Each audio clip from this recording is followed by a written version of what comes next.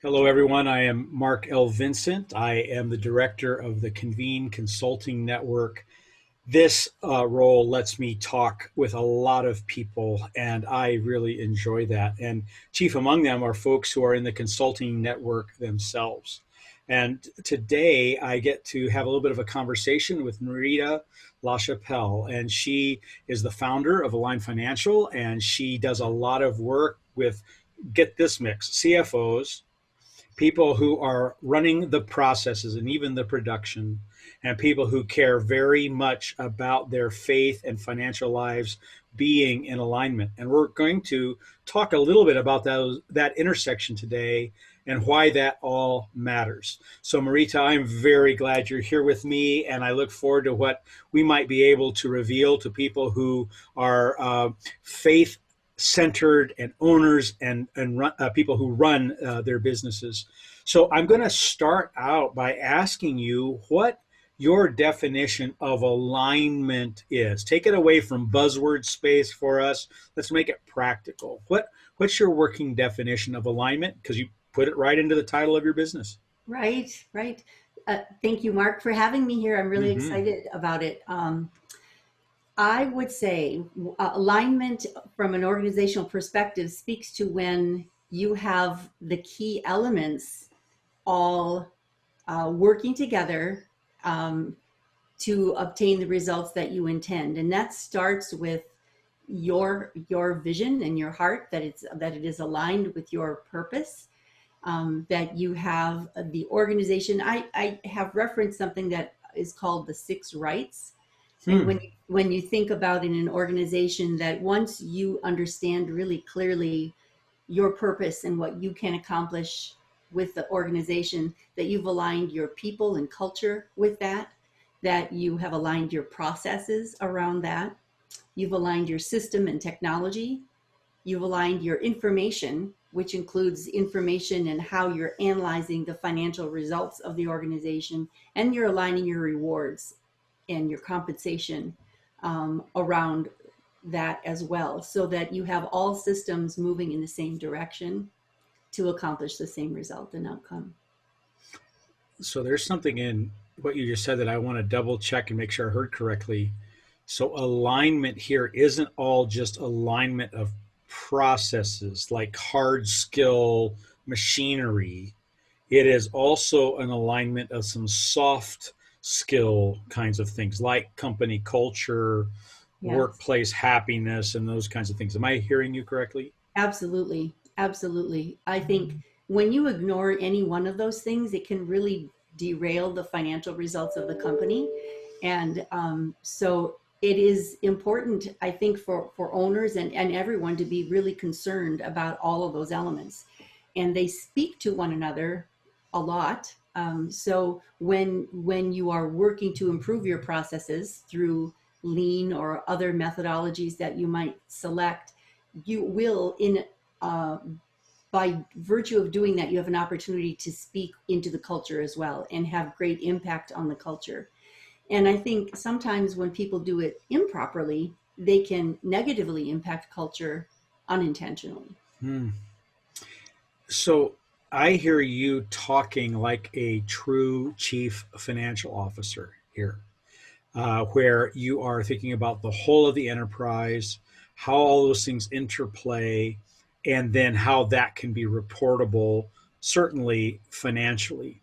And in a lot of my work, I'm meeting people who have that title but are not functioning that way. They're not thinking about alignment as you're describing it. And it's so important for that kind of reporting. So I'm wondering if you could talk a little bit more about some of the pitfalls here, because we're aligning processes that produce a product, processes that produce a person who has to lead the organization that produces that product, and then being able to measure it and report on it in accurate ways, but also ways that give visibility to those who own the business. So, what are some of the pitfalls that get in the way of doing that you keep running across? Yeah, thanks for asking.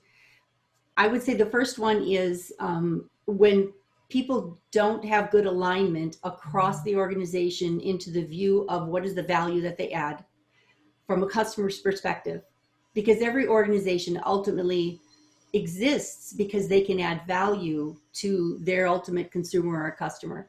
And if you as a leadership unit or your people who are actually doing the work don't understand how they bring value to the customer and are not aligning their processes and their work streams to make sure that they are keeping the customer value front and center and are aligning to that, it can cause a lot of waste in the organization, and it can erode the financial results of the organization, and ultimately can make it difficult for you to be competitive in the market if you lose sight of that. So that is a pitfall that I think sneaks in, that people lose sight of that customer center focus. Another one that often happens is when the rewards, meaning compensation, incentive programs, are not aligned to where the company wants to go. Had an opportunity to do some significant work for an organization, and changing compensation can be really difficult. You are talking about people's pocketbooks and paychecks, Mm-hmm. and but when the incentives steer employees to make certain decisions, and people are smart. If there's an incentive out there, they know how to maximize it. That's why it works as an incentive. And if that's steering them in a slightly different direction than the company actually wants to go, or in a direction that is not customer centric, that tension can be significant. So ensuring that you have really examined what the implications are of all of the compensation systems, so that it is aligning towards that customer value and the direction that you want to, the purpose that you have as an organization, can be another really important thing. Another pitfall is when the financial details, the way in which you're analyzing or presenting information in financial statements, doesn't really align with the strategic business units that you have in place, or present the information in a consumable way that facilitates good decision making. That's another key misalignment that can really impact or make it more difficult for the organization to be as successful as they want. So I think you're starting to see how the various pieces can really Mm-hmm. come together, and why I called out all six of them being in alignment in order to really help the organization be effective. Right.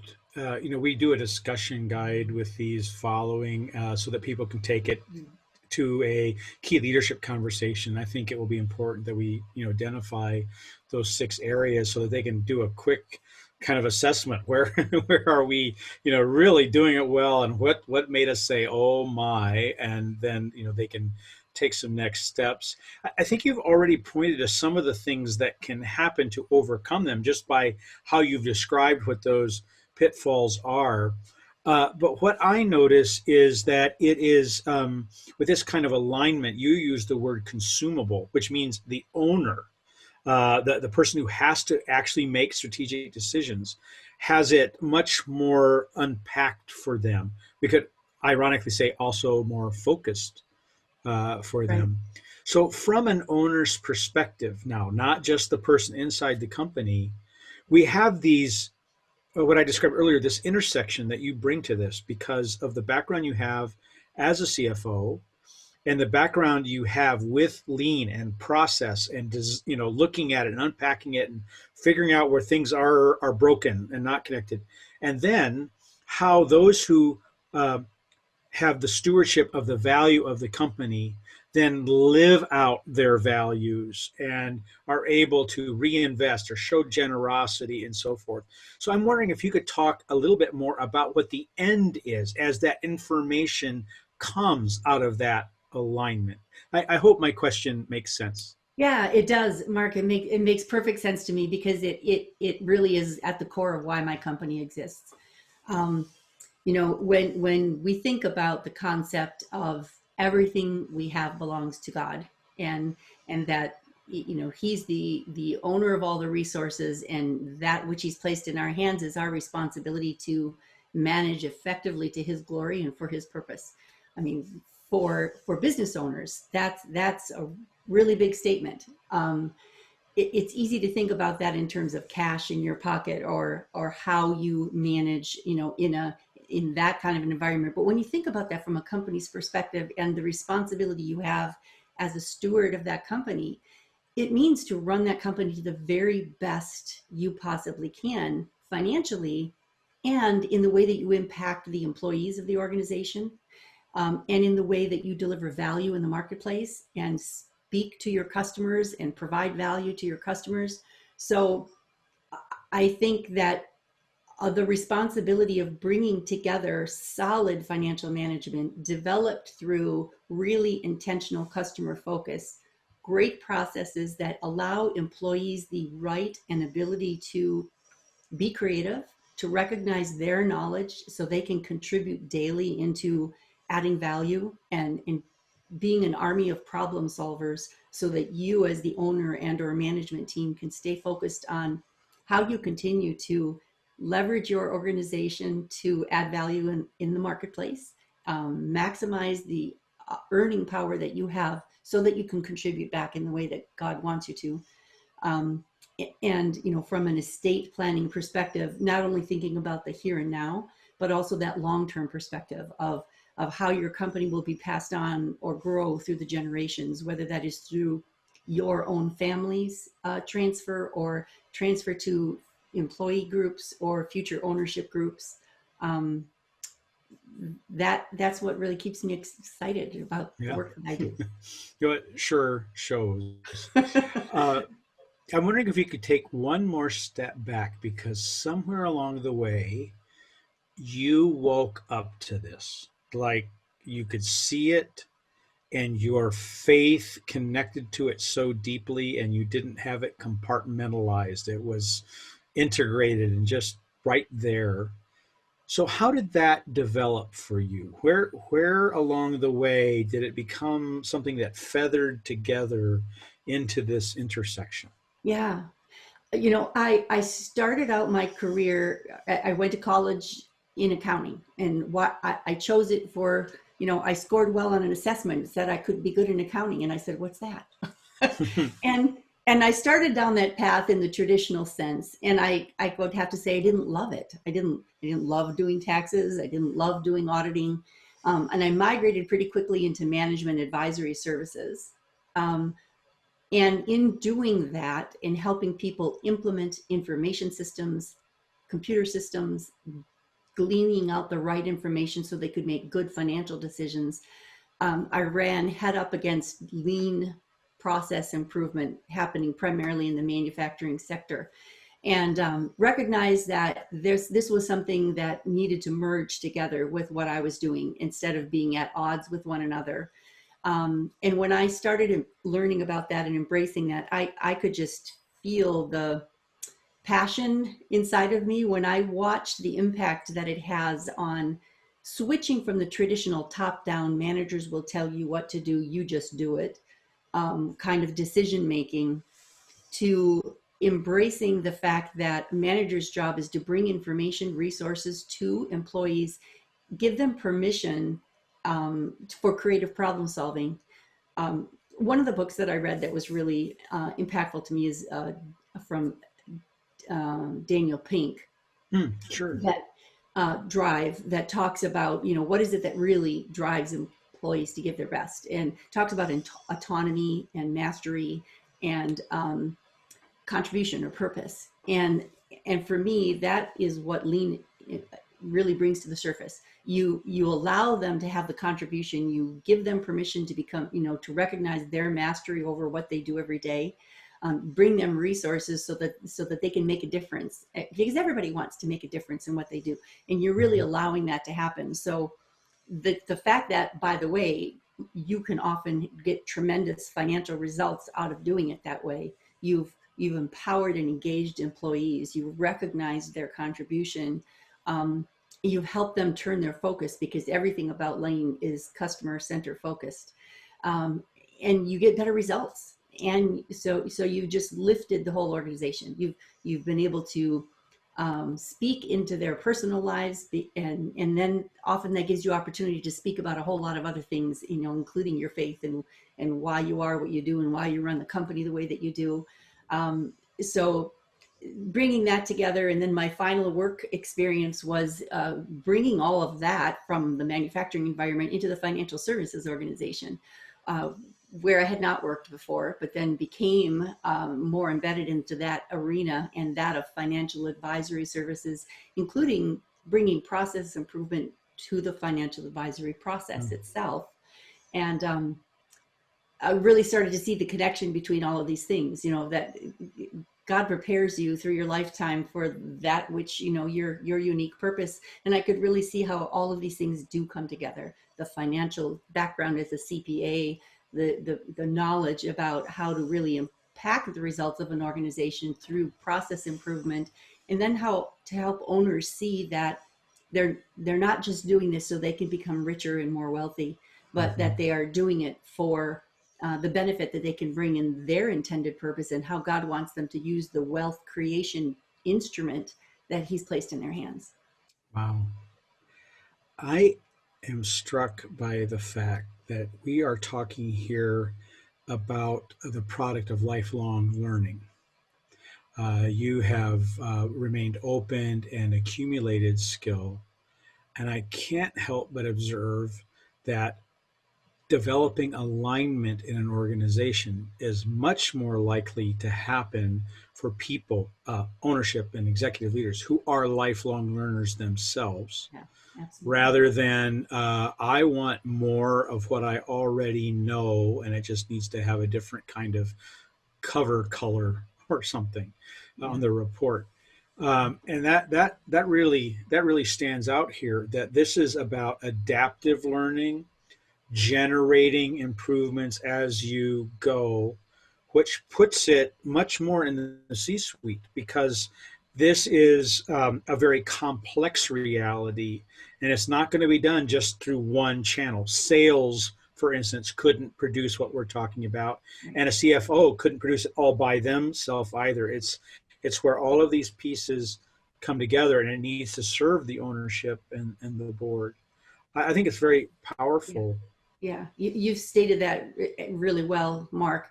And once you get it all in alignment, you're not done, because the environment will shift and change. Look at how much the whole coronavirus and pandemic caused organizations to need to shift rapidly and realign absolutely every single one of these things that I've mentioned. So that might be an extreme example. But at no time can a company think that they have now gotten everything aligned and now we can march forward and feel like things are going to remain that way with confidence, because your customer needs are going to shift, systems will shift, technology shifts, your personnel will shift over time, every single one of those components. So you do need to be adaptive, you need to be responsive, you need to be paying attention and ready for the next change that will happen so you can stay in alignment. Yeah. The members of Convene's CEO forum teams represent a broad spectrum of where they might be in the arc of organizational development, let alone whatever their financial size is. Just are they in an entrepreneurial stage? Are they trying to get to operational excellence? Are they mature and need to somehow get a new spark going? They're all over the place with that, and as a result, they would also be all over the place with where they are with alignment. So my last question of you goes to the person who's responsible for a company. They're performing well. They care, but this is a new subject for them. Like they're kind of getting dinged by what we're talking about and wondering what practical first step, not just the next step, a first step to really start moving toward alignment might be. If that question came to you in some form other than the great consultant question, it depends, or consultant answer, what would you say to them? Yes, I would say to take those 6 elements that I named. So I'll just buzz over them quickly. Please do. Again. Yeah. Your vision and purpose, your people and culture, processes, technology and systems, information and rewards. And then as whether it's you as an entrepreneur and you represent the entire leadership, or you have a leadership team, spend some time intentionally focusing on each one of those and think about what is right about that, and what are the pain points that we're experiencing in that area, and just move through every single one of them. And it will start to help you recognize the components that perhaps where you do have great alignment that you can leverage, and also start to help you identify what are the key problem areas that you might want to dig into first, where you've got the most significant misalignment, and therefore might want to start creating some intentional problem solving around. Oh, great. Well, Marita, I know that you are in demand and you do a lot of great work with organizations. And if someone wants to reach out to you, they'll be able to do that because we'll put your name and contact information at Great. the bottom. But given that, I also know that you would help them get in touch with the best possible resource. So I want to say thank you for joining me for this conversation. And I wish you well and look forward to more with you in the future. Same. And to all of you who were watching or listening to this, we want to thank you for giving us some time. We do want to point you toward that discussion guide where you can take it further with other leaders in your organization. And for now, we'll say farewell. Thank you, Mark.